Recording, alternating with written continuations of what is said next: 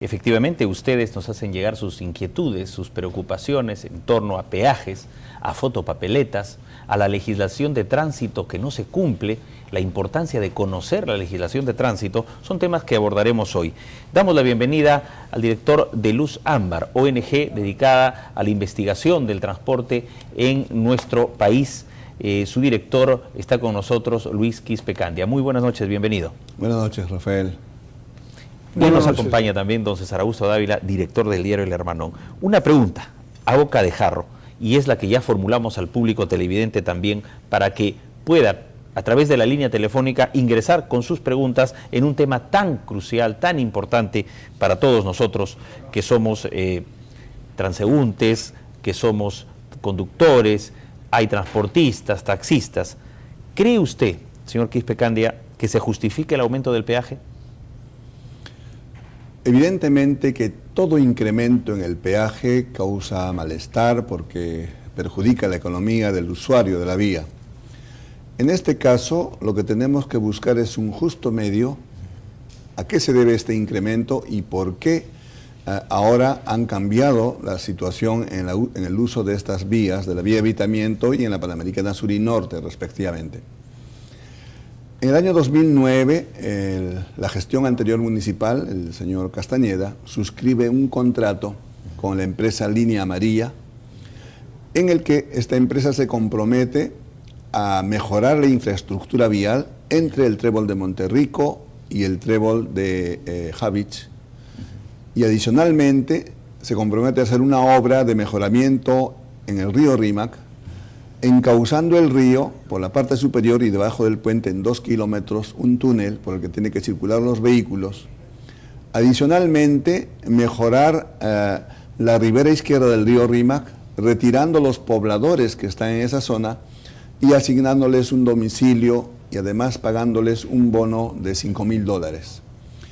Esta obra, que hace 2 años y algo más ha empezado a construirse, y ya con el contrato suscrito en el año 2009, ahora lo que ha hecho la empresa es recibir en transferencia de EMAPE. Recordemos que EMAPE, la empresa administradora de peajes, hasta ahora o hasta el sábado, se encargaba del recaudo de los peajes, y siendo una entidad de la municipalidad del Estado, naturalmente no pagaba ningún impuesto, no correspondía pagar impuesto. En cambio, a partir del sábado, esta nueva empresa, la empresa Vía Parque Rímac, que es el nombre que ha tomado, Línea Amarilla, ha incrementado el impuesto general a las ventas y un plus adicional, porque así es su contrato, del momento en que suscribe el contrato hasta el presente en relación a la inflación. Entonces ha hecho un incremento de un sol. El problema está que cuando se reacciona frente a esto, no solamente los organismos de control, sino fundamentalmente incluso el Congreso ha dicho que va a formar una comisión, se hace en forma extemporánea. Es un estilo muy peculiar en nuestras autoridades, en este tipo de contratos, de concesiones. Cuando ya está el hecho consumado, nuestras autoridades dicen, no, hay que revisar, que está bien, que está mal. Cuando eso debió haberse hecho previamente, es decir, cuando un proyecto tan grande como este o cualquier otro proyecto en nuestro país, antes de que se suscriba el contrato, los órganos de control tienen que solicitar la información necesaria, y estas empresas, una vez que han firmado el contrato, tienen la obligación de comunicar a la comunidad por qué están incrementando el peaje o cualquier otro tipo de servicio, ¿no? Creo que ahí está el detalle. Vamos con la pregunta de don César Augusto Dávila. Señor, bienvenido a nuestro set. Yo quisiera plantearle algo que seguramente es un problema que contempla desde la ONG que usted integra. ¿Es posible reordenar el tráfico de Lima para empezar de una manera racional, digamos? Es posible, pero evidentemente es sumamente difícil. Recordemos que el transporte urbano en particular de la ciudad capital y otras ciudades vienen arrastrando desde hace más de 20 años. El problema radica de que la propia ley, la ley 27181, establece 6 autoridades a cargo del tránsito y transporte. En el caso de la ciudad, del transporte urbano, está a cargo de la municipalidad provincial. Es decir, cada provincia, las 195 provincias son responsables de la gestión, de la fiscalización, inclusive tienen la facultad de emitir ordenanzas para administrar el transporte. El problema de Lima es un problema sui generis porque tenemos dos ciudades contiguas, Lima y Callao. Así es.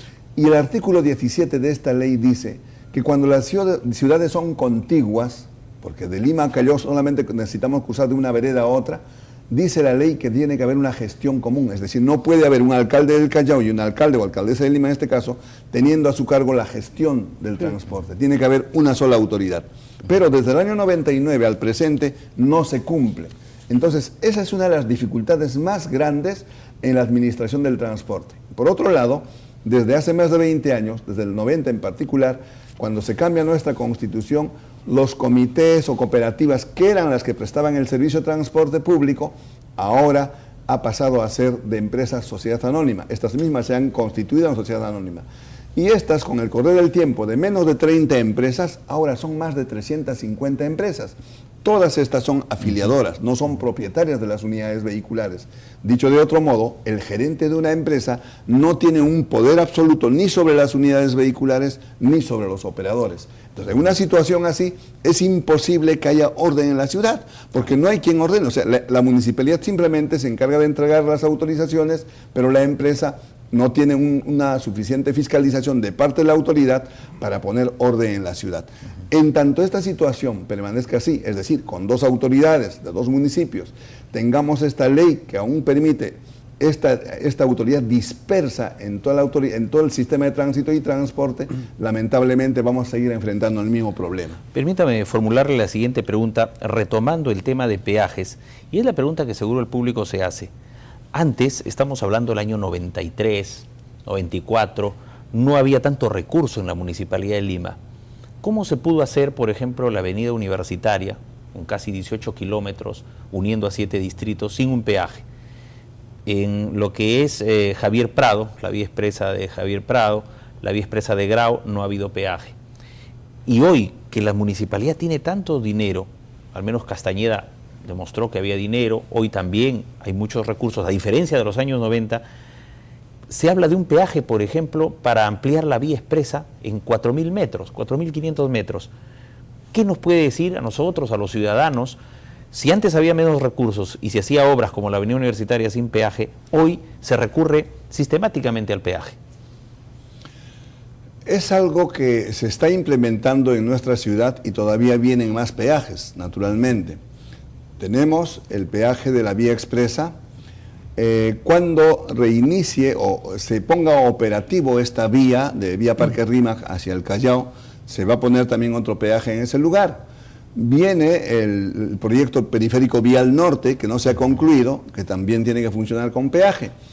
Hay otro proyecto que es sobre la avenida Javier Prado, que es un viaducto que va hacia Persing, hacia la avenida Fawcett, también tiene peajes.